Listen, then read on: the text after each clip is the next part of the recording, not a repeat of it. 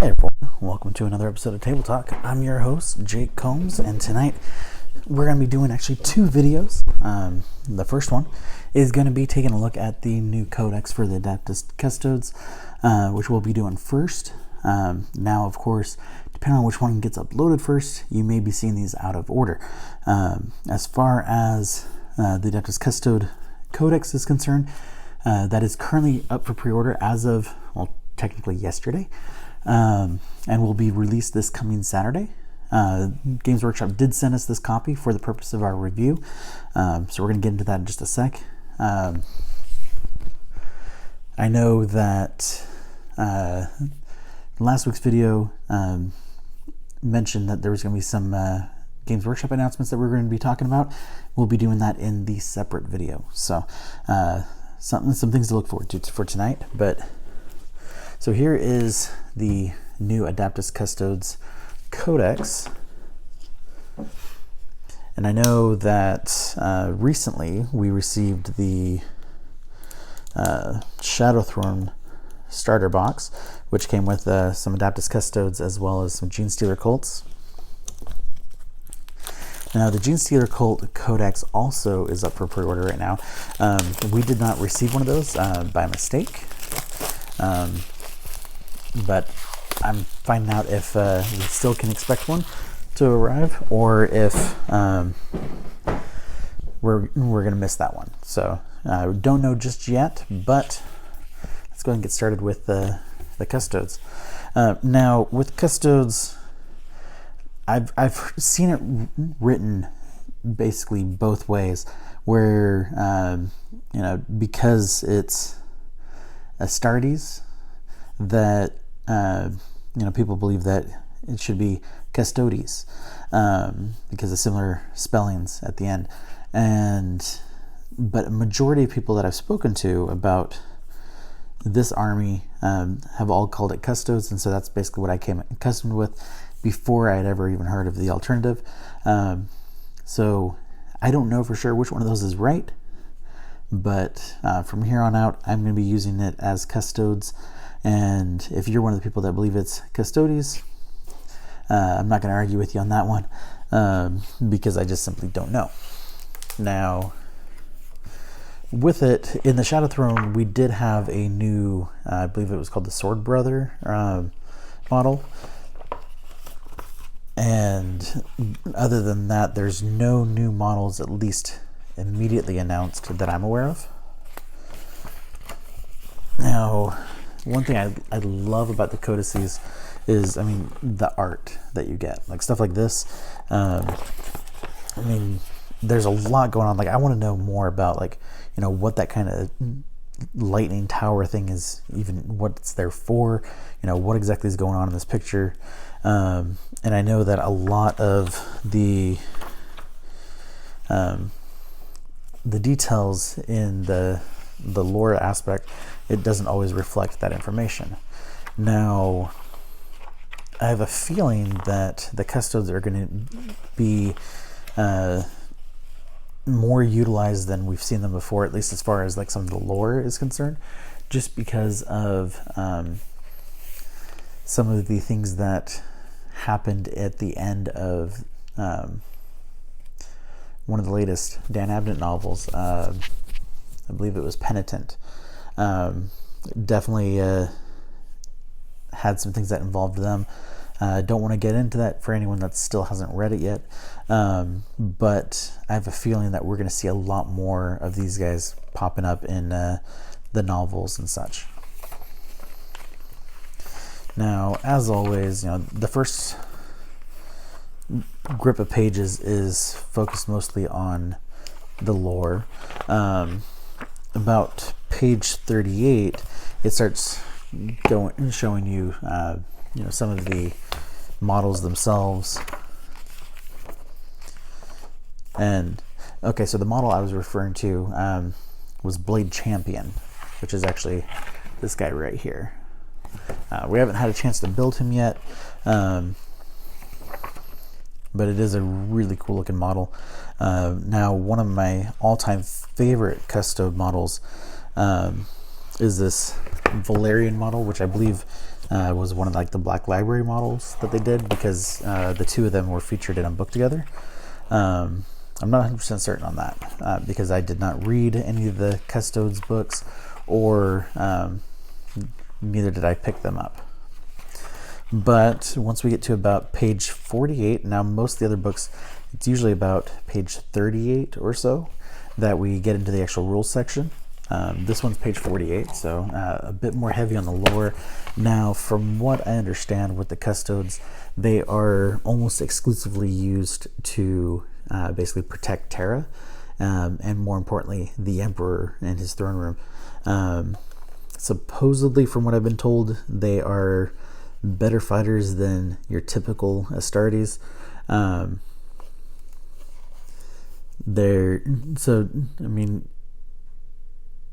not really sure the difference between them and normal Astartes or Primaris, but from what I've been told is they are basically better in every way. And I think that's why some people I've heard refer to them as the Golden Boys, because they're basically the best of the best. Now, right off the bat in the rules section, we have this image right here, which this was the actual cover of the 8th edition Codex for the Custodes. And then, so we go into a section about, specifically for Battleforged rules. Actually, I feel like I'm off center. Go and adjust that just a little bit. From where I'm sitting, it looked like I was off camera talking about this. So, in the Battleforged rules section, we have a section about shield hosts. Now, I haven't read the previous codices, so I can't say which things in here are new compared to before, other than what they had put on the excuse me, other than what they put on the Warhammer community site. But with shield hosts, if your army's Battleforged, shield host units gain access to special rules. One of them is a shield host fighting style.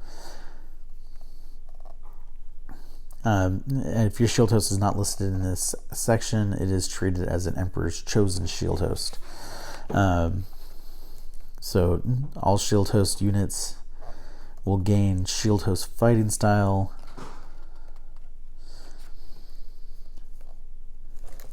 So basically, we go through and then we choose the shield host that's most appropriate for your army. We have the Emperor's Chosen, the Shadow Keepers, the Kill and Shield, Dread Host, Emissaries, Imperiatus, Solar Watch. With each one of these, you do also get an image of the army colors or unit colors for your shield host. Now, as far as like naming alone, I definitely prefer the Shadow Keepers and the Dread Host. But anyone that's followed me for a while will know that I always gravitate more towards the more evil looking, evil sounding stuff. Something like the Dread Host makes me think of an Army of Nagash type setup. And then we go into our stratagem section. We're just going to pick a couple of these at random and go over them. One of them is Slayers of Nightmares. And basically, you use it in the fight phase. Until the end of the phase, each time a model in that chosen unit makes an attack against a unit with higher toughness, it adds 1 to that attack's wound roll. If that Adeptus Custodes unit contains 3 or fewer models, this stratagem costs 1 CP, otherwise it costs 2 command points. So that's interesting. So like if your unit is decreased in numbers, and then you go to use this, depending on the number of models you have, you're either going to have a lower cost, or yeah, and in either way, any wound rolls that you have get an extra wound on there, and I mean that potentially means that you're gonna basically kind of tear some of these enemies apart, depending on how many are fighting together, especially if it's melee combat going on here, which because it's the fighting phase, I believe that is the melee combat. I'm real bad at remembering what each of the different phases are called. Basically every time I play I have to bring up the actual order list and descriptions, so that way I don't do the wrong step out of turn. And then so another one we have is from Golden Light They Come.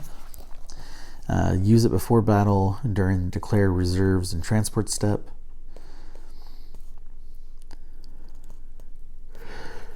And if you don't actually have that step based on your mission, then you use this during deployment. And basically you select one infantry, biker, or dreadnought from your army, and it gains the From the Golden Light ability, which is page 88. So let's check that out.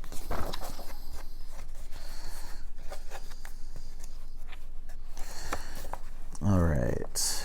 From the Golden Light, during deployment, if every model in this unit has this ability, then you can set up this unit in a teleportarium chamber instead on the battlefield. And then if you do so, then in the reinforcement step of one of your movement phases, you can set up this unit anywhere on the battlefield that is more than 9 inches away from any enemy models. So that is actually really cool, because I mean, if you have like one of your strongest units, and you want them to really get there in the thick of things or get behind enemy lines, you can basically teleport them in there if you use this at the start of the game. So that's a really cool ability. I know that, like, to me it kind of sounds more like hi Jinx. Oh, of course you did. Sorry about that, everyone.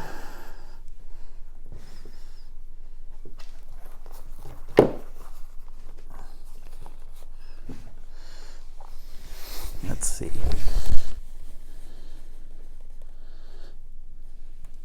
All right, there we go.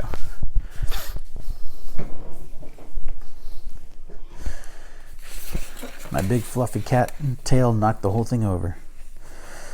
So anyway, I'm going to go ahead and go back.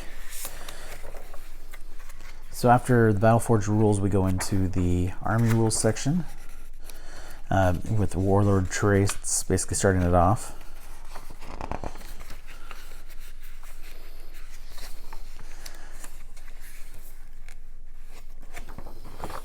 And then we go into match play rules, basically chapter approved rules for match play. And again, I absolutely love when we get to find some really cool art in these.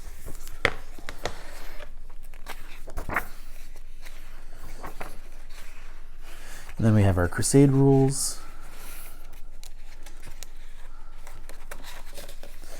And then looks like lastly our data sheet, war gear units, and reference sections.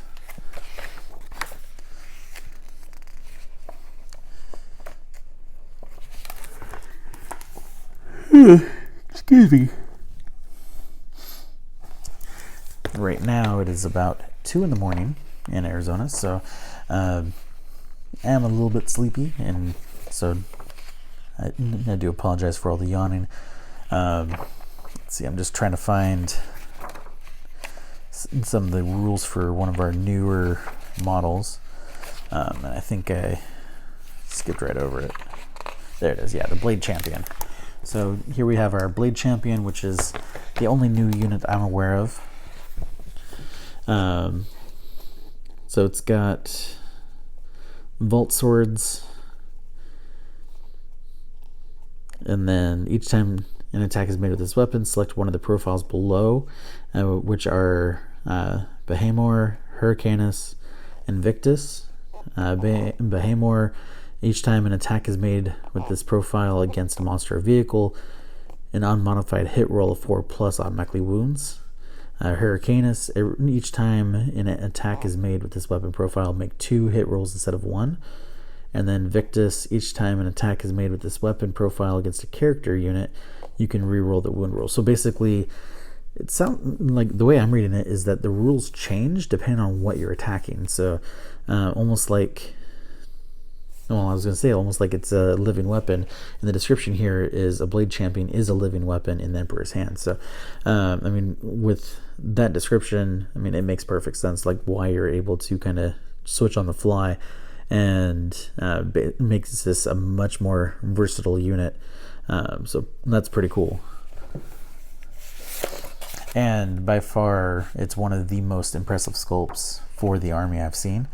Now, the only thing I really don't like about the Custodes is all the gold. Like, I, for one, really don't like painting gold, because the majority of the times the gold paint that I get is not mixed very evenly. So you have a lot of inconsistencies when you're painting. So either a lot of streaking or, too much pigment in some spots. But looking at all the other data sheets, I'm not seeing anything that we haven't seen before. So no surprises there. And then lastly, we go into our glossary and reference section, basically to find some things very quickly as far as page numbers. So definitely a page to not forget where it's at, so you can find things that you need if you forget how like certain abilities work and things like that. So did want to say thank you to Games Workshop for sharing this with us. We will be writing up a written review that might be delayed if we're going to be still getting the Gene Stealer Cult book, and because they'll be done together. Otherwise, if we're not going to be receiving that, we'll get started on that right away, and have that out as soon as possible for you guys.